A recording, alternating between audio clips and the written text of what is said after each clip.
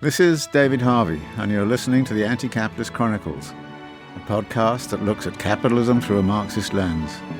This podcast is made possible by Democracy at Work. Today is the occasion of the last podcast of the series and the season.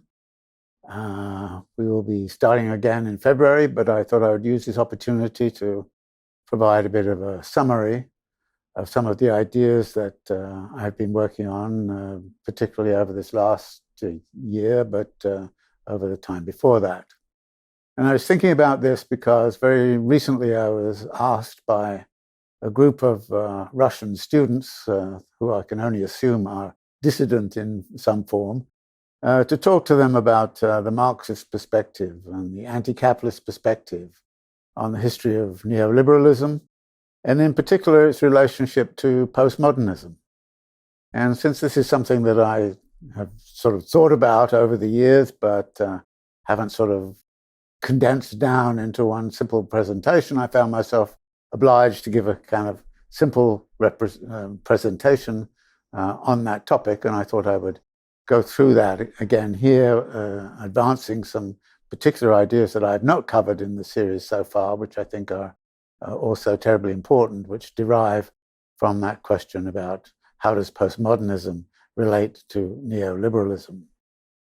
My starting point, however, is, of course, my assumption of Marx's method, and I'm going to use the passage which I often, and I think I've used it before, in the Grundrisse, when Marx talks about the way in which ideas and practices historically work together.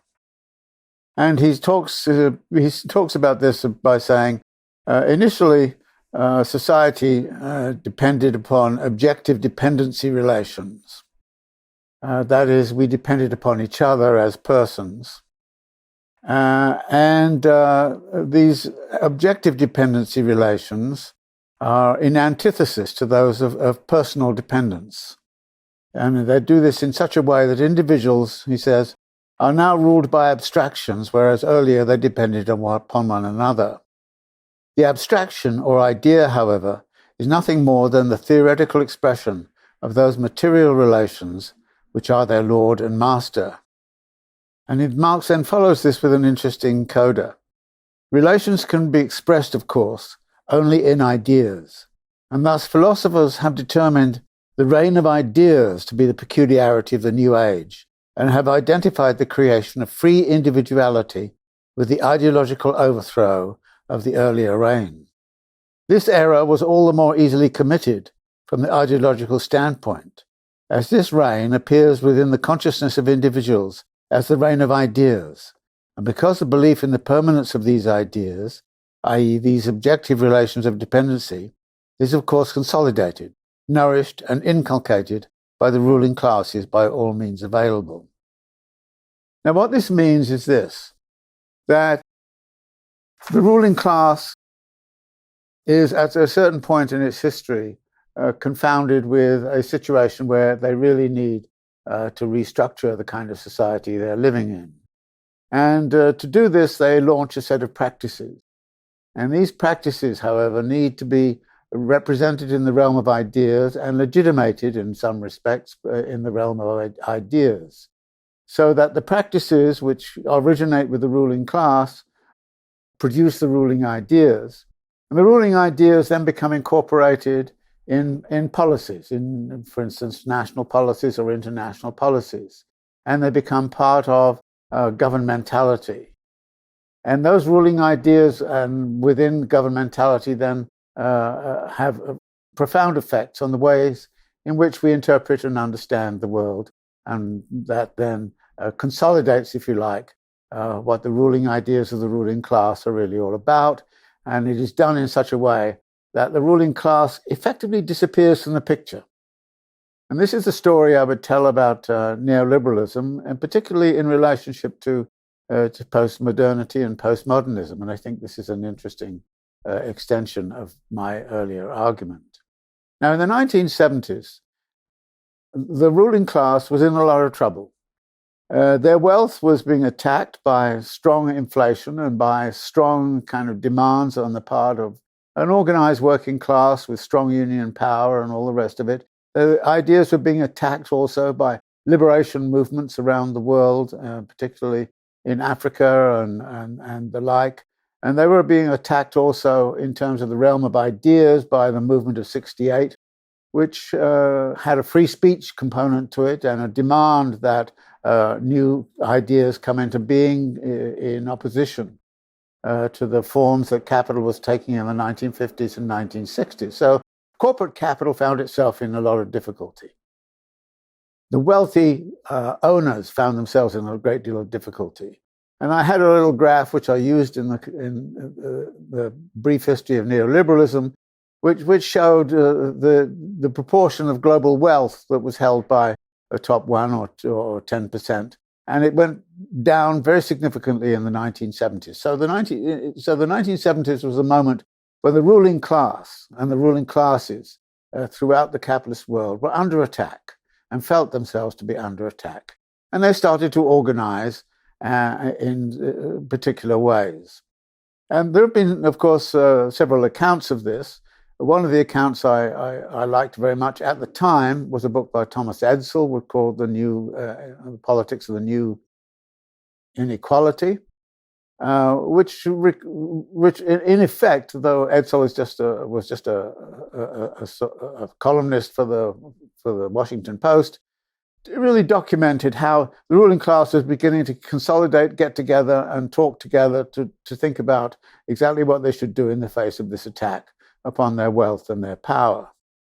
And the same thing happened with something like the Business Roundtable, and one of the subsequent books on neoliberalism, which is a very interesting book by David Kotz, which was published in 2015, on the rise and fall of neoliberal capitalism. And one of the things that Kotz does is to actually chart the way in which the Business Roundtable started to become politically activist in the 1970s. And we know that individual corporations and wealthy donors became very activist. They set up all these think tanks like the Manhattan Institute and so on, and the National Bureau of Economic Research, which were going to sort of try to launch the new ideas. But the ruling class wanted to do one crucial thing. It wanted to disempower labor. That was what it saw as the chief enemy. The chief enemy was labor was too strong, labor was getting too much, it had to be curbed, and the way to do that was actually to launch what in effect was going to be a class struggle in which the labor was put more and more on the defensive, first by unemployment, which was engineered in the 1970s, secondly by attacks upon the social wage, which is the kind of wage that comes to the working people through welfare state and through welfare considerations and social security and all the rest of it. So there was this attack was emerging.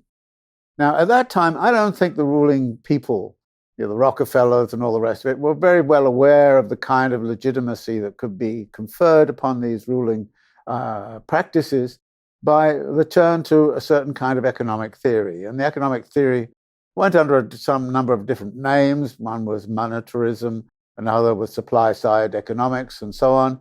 But much of it was put together by the neoliberal economists, people like Milton Friedman, Hayek, and all the rest of it. And those ideas have been brewing since the 1920s.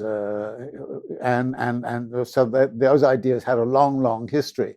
So it was possible for the adoption of those ideas in the 1970s by the ruling class to turn them into ruling ideas which had a long history and which made it seem as if this was what was happening was just simply a change of ideas, a change away from Keynesian demand side analysis to neoliberal supply side of analysis. And in the demand analysis, of course, state expenditures on working class needs and all the rest of it were kind of legitimate.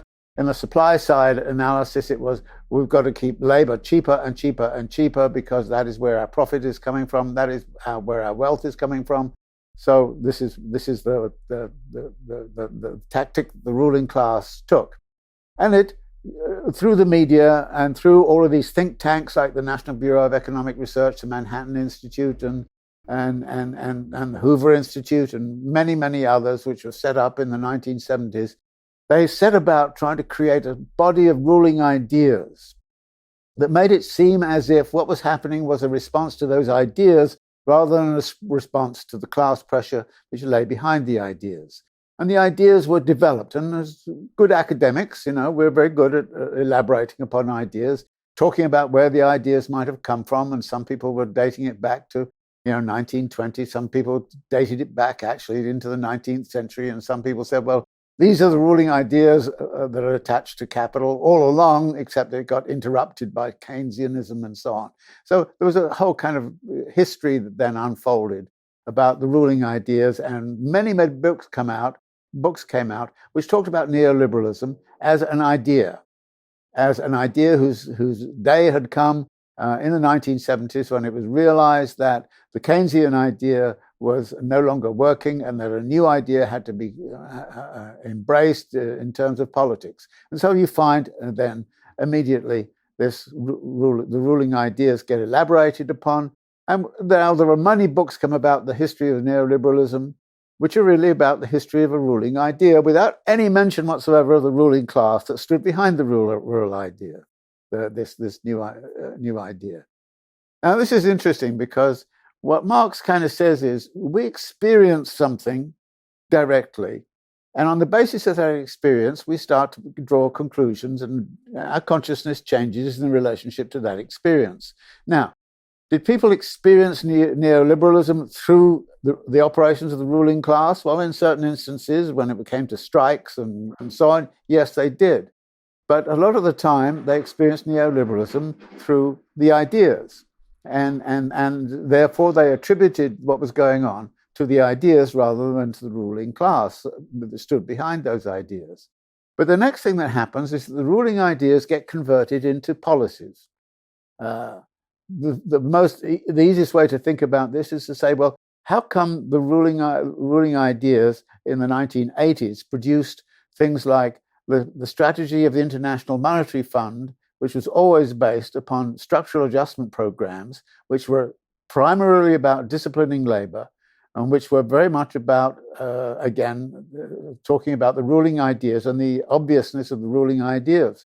So the International Monetary Fund incorporated the ruling ideas into ruling policies, and the structural adjustment programs were there. In government, we had the idea of austerity, that government debt is a bad thing, and that the government debt is the big problem in the world, and we have to actually get rid of big government and get rid of big government debt and so on, and that becomes very, very significant. So ruling ideas get incorporated into ruling policies, and so you can have wonderful books that then talk about the impact of these ruling policies. For example, you read something like Amanda Cooper's wonderful book about family values, and it's really about the way the family is viewed in policies from the 1980s onwards, during the neoliberal era. Now, here's an application of the policies. And this is a very, very good book about what happens from the standpoint of the policies. But the thing is that when you see the policies and you talk about it simply in terms of the policies, the ruling class is sitting there kind of laughing in a way and saying, yeah, well, everything is fine, but, it's all about the ruling ideas and the ruling policies. So you get this translation from ruling class to ruling ideas to ruling policies. Now, when I speak to the Russians, for example, and was speaking to the Russian policymakers, I was saying, you would have no idea in Russia where these ruling ideas and ruling policies came from. You were told, in effect, and you experienced the sort of transition from communism to market economy, the shock therapy. What you experienced was the imposition of the policies. So as far as you were concerned in Russia, all you would know is that these policies were imposed by Jeffrey Sachs and all other advisors from the West who kind of advised shock therapy and imposed it upon Russia. So your experience said, oh, this is all about ruling ideas coming from the West. And the ruling ideas are absolutely disastrous for the Russian economy, and therefore you have to rejig and reorganize around it. Similarly, those ruling ideas were imposed upon Iraq when the United States invaded Iraq and took over with a sort of occupying authority, and they imposed a whole neoliberal program. So again, if you were in Iraq, you would experience it from the standpoint of the policies. If you were in Latin America, wave after wave of austerity came through because of, again, this thing about indebtedness, and you couldn't pay back the debts. And so there then came an International Monetary Fund, which would bail countries out like Mexico. And it was bailed out through a program of austerity, plus a program of labor discipline. And if you were in Latin America, you would experience this as IMF led. And it was the ruling ideas in the IMF that were the problem. You would not know who the ruling class was behind all of this. So this is how the system works. And to this day, we still have a vast literature emerging about ruling ideas and ruling policies, and very little literature, and it's very small literature actually, about the activities of the ruling class behind all of this. And this is what Marx talks about when he's discussing fetishism, which is, the way in which a situation hides what the real significance is. So when a structural adjustment program is implicated in Mexico, you would kind of say, well, okay, it's a structural adjustment program. You're unaware of what the class force is behind it, and you don't take any notice of the class force behind it, and you therefore exculpate the class force from any kind of accountability for exactly what is happening through all of those sort of structural adjustment programs that were pushed around the world by the IMF in the 1980s and 1990s in particular.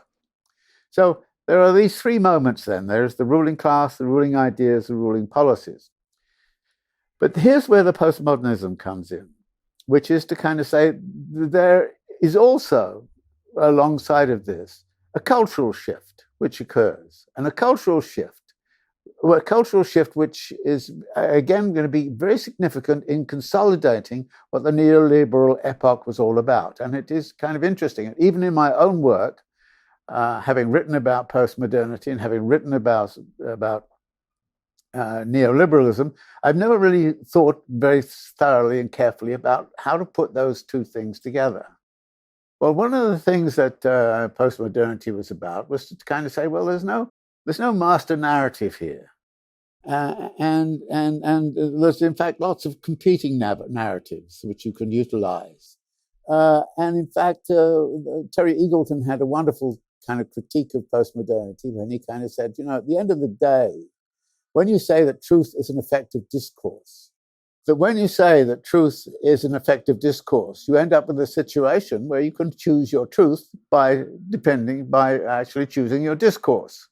And this was kind of a very serious kind of critique of what were called monistic theories of social change. So this was an anti-Marxist chapter. It was also anti-economics and so on. It was in favor of kind of liberating the imagination to multiple discourses and multiple ways of looking at the truth and all the rest of it, which actually then kind of leads into a cultural situation in which we can start talking about alternative facts. Now, you can guess where this leads, because at a certain point, Trump is a triumph of postmodernity in many ways. He's exactly that kind of person who can speak the loudest and yell the loudest and shriek the loudest, and therefore impose his discourse, and by imposing his discourse, impose definite notions of what the truth is. But this means that the discourse of neoliberalism, which is very much about individual responsibility, actually carries over into the way in which governance is organized. And Foucault, who I normally don't refer to that much, but Foucault liked to talk about governmentality as in terms of the ways in which people carry themselves and orchestrate their thinking.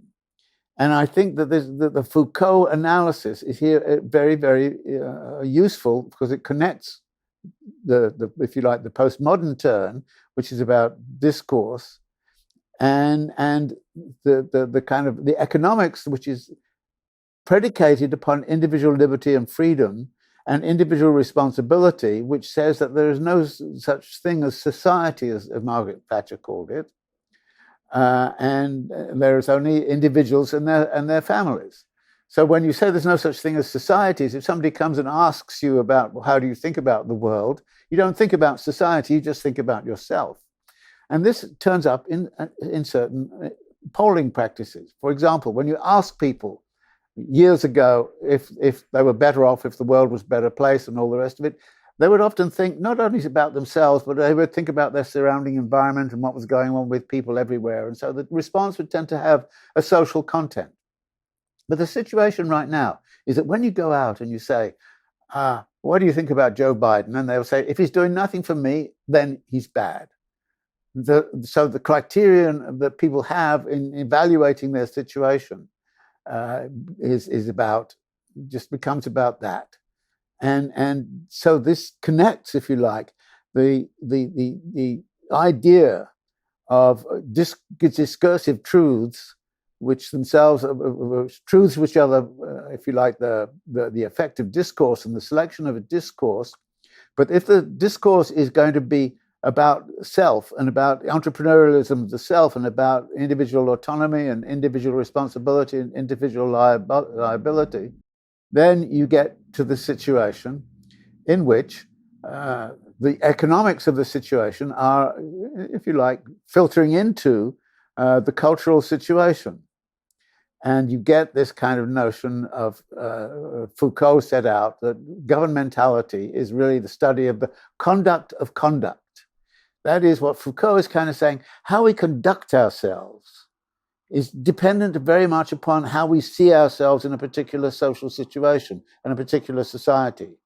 Whereas in the 1960s and 1970s, there were a lot of solidarities around, jobs and about employment and all the rest of it. And people had some kind of awareness. But now, after 40 or 50 years of neoliberal rhetoric, the conduct of conduct is leading us. And it's interesting, this phrasing, conduct of conduct, because conduct has two meanings. One is how you treat yourself and how you operate, but it also is about conducting people and leading people. So you talk about the post-modernity of being open to the discursive possibility of alternate truths. So when Kellyanne Conway was defending Marx, kind of saying, well, there were just alternate facts. In a funny kind of way, she was making a postmodern argument, but most academics didn't want to look at that, because a lot of academics were great as being in postmodernists and thought postmodernism was great. And here is Trump actually discussing alternate facts, and we had to get back to some singular idea of truth in order to critique what Trump was saying. But that's also some alternative definition of truth compared to how people are responding to the situation in which they're finding themselves. So this is, to me, a very interesting kind of link to take us from the postmodern condition into the neoliberal world, and what the relationship is between the two, which brings me to my final point here about this. And I'm going to refer to another French intellectual, which is Pierre Bourdieu, who came up with the concept of habitus.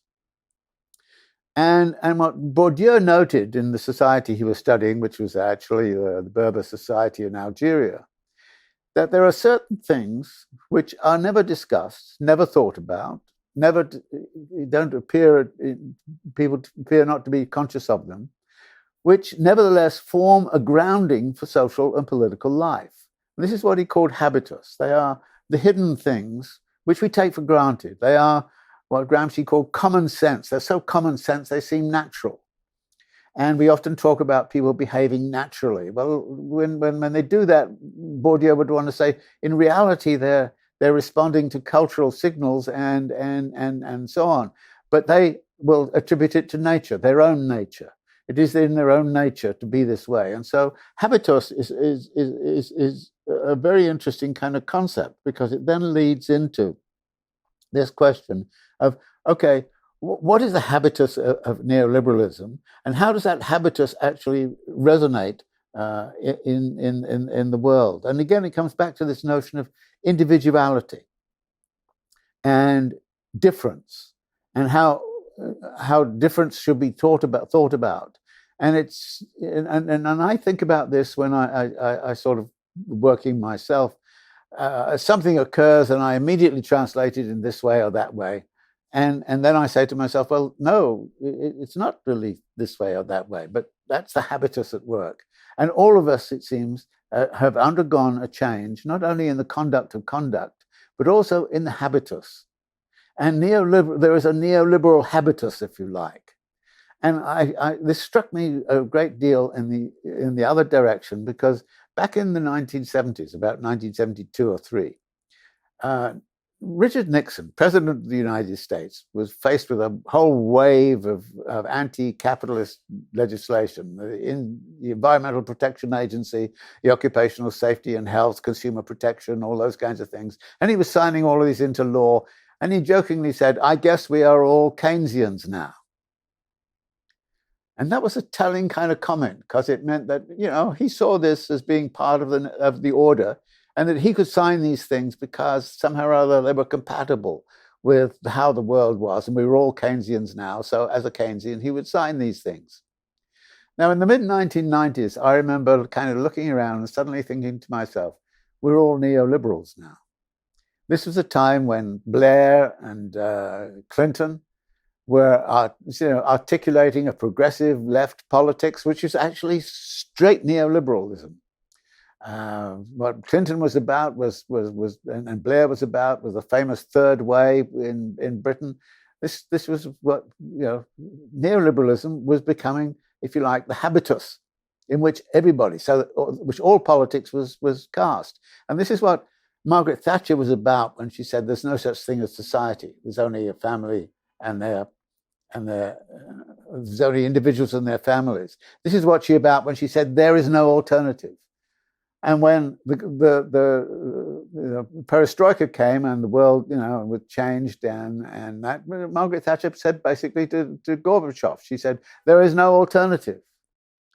And that inevitability, that kind of almost, it is a fact of nature rather than a fact of politics and culture and all the rest of it.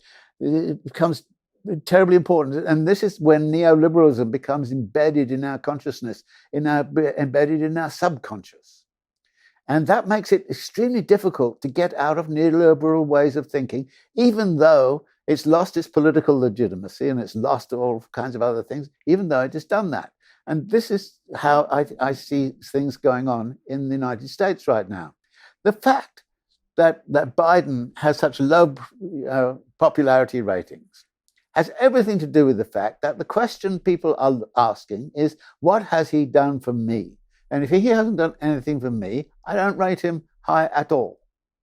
Whereas before, people would have a rather different view and say, well, all this stuff about infrastructure and so on and these other things is a very good thing.